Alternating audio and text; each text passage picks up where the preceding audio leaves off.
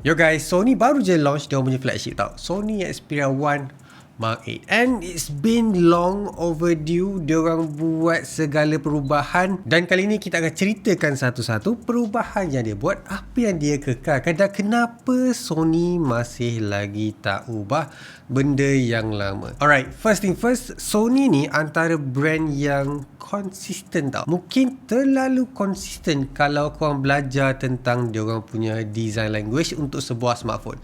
Sebagai contohnya, tengoklah looks untuk Sony Xperia yang lama ni, dah a decade old. Dan korang mungkin akan recognize dengan model yang sebelum ni, predecessor.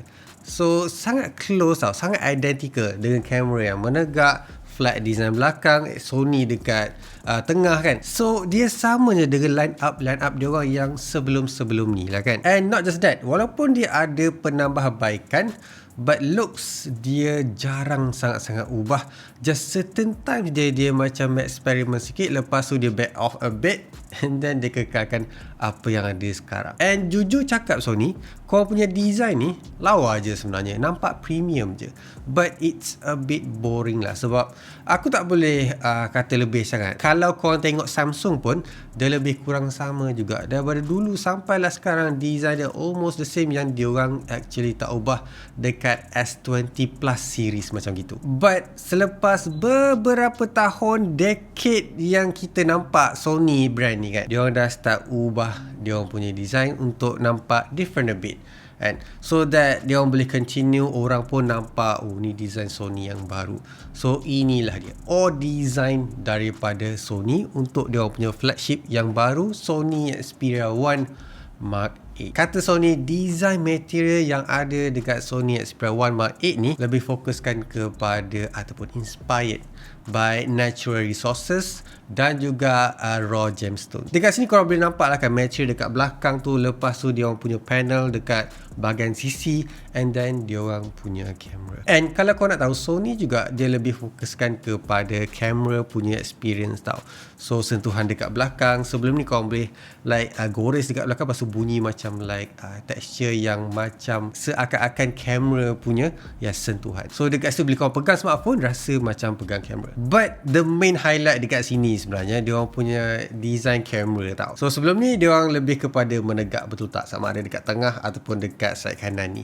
Tahun ni dia dah ubah so that korang boleh nampak juga bezanya. Mungkin disebabkan oleh dia orang punya telephoto lens. So nanti yang tu kita akan cerita. Tapi dekat sini korang boleh tahu yang ni adalah Sony smartphone yang baru tau. Sebab dia bukan lagi straight, dia lebih kepada bentuk segitiga macam gitu. Cuma dia orang punya camera bump je yang petak. Design dia almost the same macam like brand daripada Realme, daripada Oppo Reno 8 kan. So ni adalah brand yang pakai satu camera bump yang almost the same. Lepas tu susunan kamera almost the same juga. Cuma dia tak ada macam like letak extra nak menampakkan dia ni macam like 4 kamera. Ni lebih fokuskan kepada like 3 kamera dengan satu jenama dekat bahagian side Sony dekat. So that's a nice touch lah Sony. Cuma aku tak tahu kenapa kau tak letak Zeiss dekat situ instead of Sony. Sebelum ni kau fokuskan dekat Zeiss, tiba-tiba yang model ni dia jadi macam fokus pada Sony pula. Mungkin sebab dia nak naikkan Alpha punya branding tu. Sebab Vivo dia dah ambil Zeiss. So yelah, sekarang pun Sony pun makin popular in terms of dia punya kamera. So why not dia naikkan brand sendiri. But cuba korang komen dekat bawah, aku nak tahu juga pendapat korang dengan design baru daripada Sony ni. Alright, let's talk about cameras. So untuk dia orang punya kamera kali ni, ada yang berubah ke Fazli? Kalau kan dia orang punya main sensor dan juga dia orang punya ultra wide tu say almost the same saja.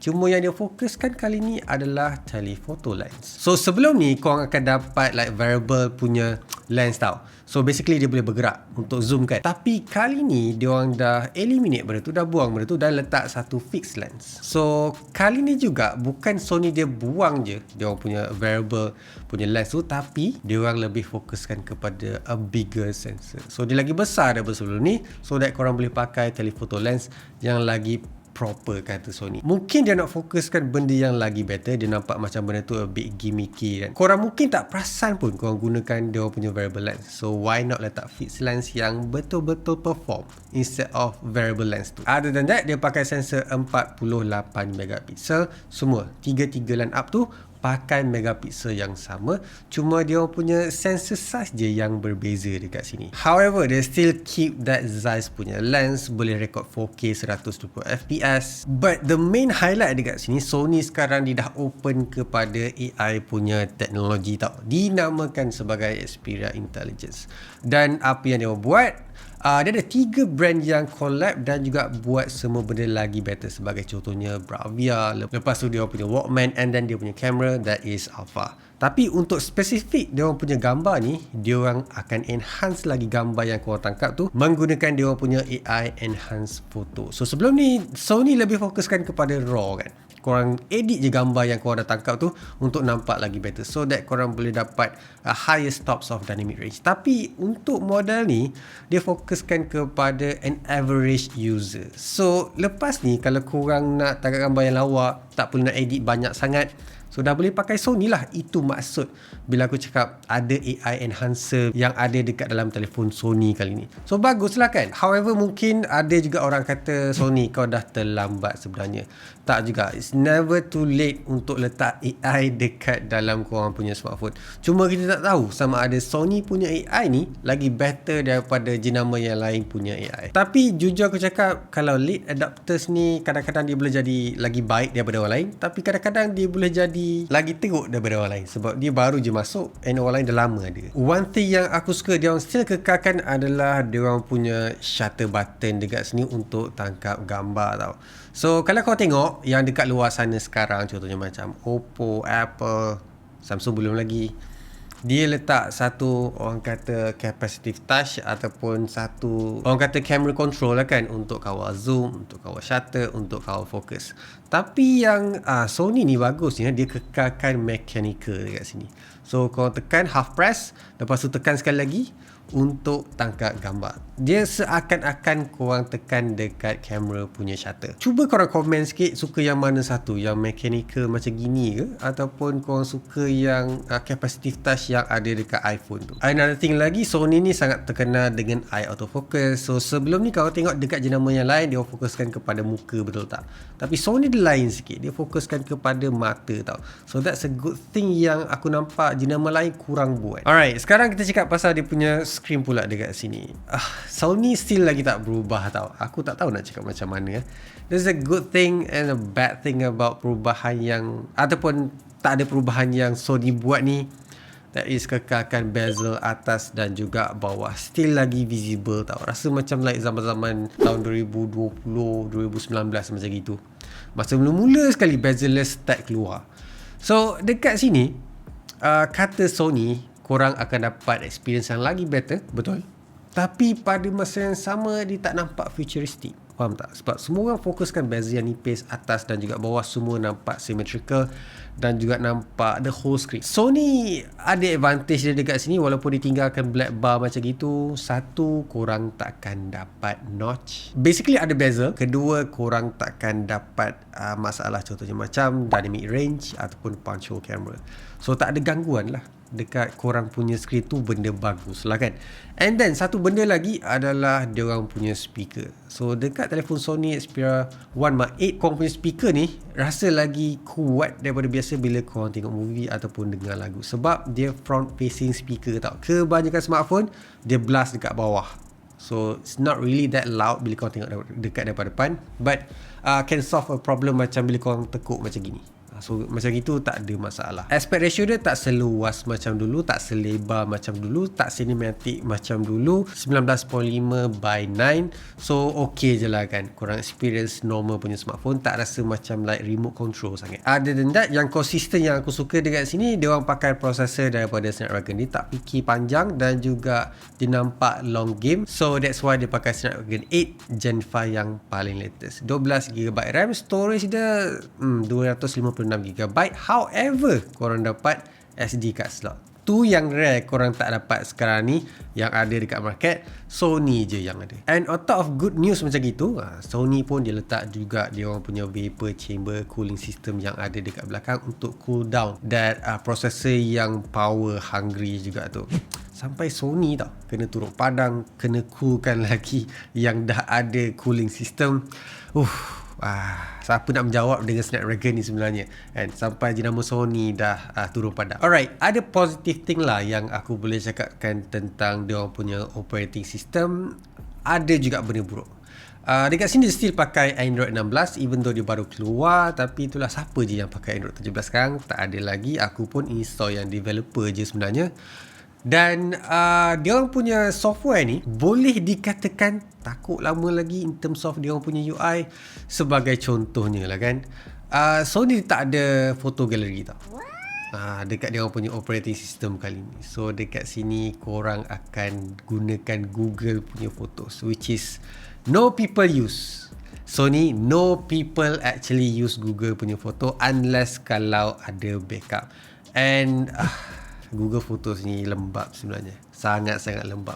Aku tak tahu. Sony, please update kau punya OS untuk letak gallery dekat situ. Tak silap aku, Sony dulu pernah ada tau. Tapi aku baca ke belakangan ni dia dah start buang dah. Aku tak tahu kenapa. But there's a good news dekat sini. So tunggu sekejap. Dia punya operating system sekarang dah update lebih 4 tahun tau. So sebelum ni aku pernah complain, aku kutuk gila-gila Sony, cakap 2 tahun je tak make sense untuk telefon yang harga 6-7 ribu. Tapi yang ni dia update kepada 4 tahun OS upgrade dan juga 6 tahun security update, which is sangat-sangat positif dan juga dapat feedback yang bagus daripada aku lah. Even though harga dia still 6,000, 7,000. Boleh nampak tak? However, improvement, still lagi improvement. So, tahniah Sony sebab dapat naikkan lagi korang punya security update dan juga OS upgrade. Bila tengok dia orang punya battery pula, dekat sini aku start nak complain lagi lah, kan? Bateri dah bagus dah, 5,000 mAh dekat sebuah telefon nipis slim macam gini kan. Tapi in terms of dia punya teknologi tu still lagi the same tau. Even though Sony claim yang dia boleh tahan sampai 2 hari of battery life ataupun use, it's still a normal punya battery. Korang still tak ada silicon carbon. Aku tak tahu kenapa. However, 5,000 mAh is a decent punya amount je untuk gunakan. Cuma kalau letak silicon carbon, probably korang boleh dapat lebih lagi 6,000 ataupun 7,000 mAh. And dia punya charging speed tak as high as korang expect. 30 watt je aku tengok orang dah test. So dekat situ quite disappointing to be honest. Korang charge ambil masa dalam dekat 1 jam 40 minit, which is lama tau. Lama untuk sebuah ataupun dalam era ni. 1 jam 40-30 minit tu lama sebenarnya. Basically dia pakai protokol yang sudah ada dekat dalam sistem, which is USB PD. Dia tak ada custom ke buatkan dia lagi power, tak ada. Setakat ni belum ada daripada Sony lagi. Dan kita tak dengar pun Sony ada fast charger. Betul tak? Dia just pakai apa yang ada je letak dekat situ. However, there's a good news on top of bad features yang aku cakap tadi. Diorang sebenarnya ada sistem HS untuk bateri tau. Terma nak senang fahamnya, dia ada bypass charging lah, walaupun Sony namakan benda tu sebagai HS system. Kalau kau main game, lepas tu korang on kan feature ni, dia akan terus direct powerkan smartphone tu menggunakan charger. So dia takkan charge bateri, panaskan smartphone korang, tak ada. So HS system ni basically adalah bypass charging. Other than that, standard stuff dia ada IPX4, IPX5, standard stuff untuk sebuah telefon Sony lah kan, untuk dia orang punya waterproofing ni. Alright, so what's the verdict, Fazli? Kau suka tak dengan design dan juga perubahan yang Sony dah buat ni? It's a refreshing look kalau korang tanya aku in terms of dia orang punya smartphone. And a few things lagi, even though dia dah updatekan kepada yang baru, yang lama still lagi ada. Yang baru tu very welcoming. Dan kita nak tengok juga performance untuk telefon Sony ni macam mana. Kamera baru yang ada AI enhance tu untuk sebuah telefon Sony ni macam mana sebenarnya. Alright, so tu je lah. Nanti aku akan cuba untuk belilah telefon ni untuk review dan juga boleh beli ke untuk korang gunakan as a daily driver. So nanti guys, komen juga kalau korang betul-betul nak tengok aku review Sony Xperia 1 Mark 8 ni. Sebenarnya Sony dia ada satu lagi flagship yang paling atas tau. Yang tu betul-betul fokuskan kepada fotografer kata Sony, dan lagi mahal. Lebih RM10,000, bayangkan. Dan nama dia Sony Xperia Pro I ataupun Xperia Pro, basically macam tu. Kali ni dah version 2 dah. Cuma kita tak nampak sekarang. Dah berapa tahun dah? 4 tahun dah dia tak refresh balik dia punya product line up untuk dia punya paling atas flagship ni. So setakat ni inilah yang kita akan dapat, Sony Xperia 1 Mark 8 flagship untuk telefon Sony. Macam biasa guys, if you like, subscribe. So keep smiling. See you guys on my next video. Bye.